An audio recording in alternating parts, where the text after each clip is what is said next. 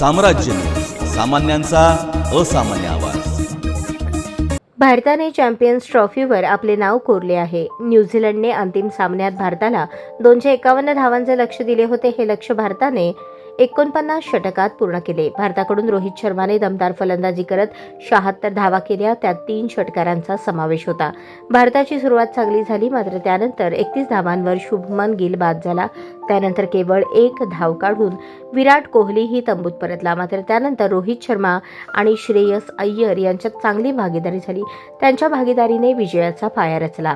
श्रेयस अय्यरने 48 धावा केल्या. श्रेयस अय्यरनंतर अक्षर पटेलने 29 धावांची खेळी केली. त्यानंतर तो बाद झाला. त्यानंतर आलेल्या KL राहुलने डाव सावरला. त्याला हार्दिक पांड्याची साथ मिळाली, मात्र हार्दिकही 18 धावा काढून बाद झाला. त्याआधी चॅम्पियन्स ट्रॉफीच्या अंतिम सामन्यात नाणेफेक जिंकून न्यूझीलंडने प्रथम फलंदाजी स्वीकारली. न्यूझीलंडचा संघ टीम इंडियाच्या फिरकीपुढे लोटांगण घालताना पाहायला मिळाला.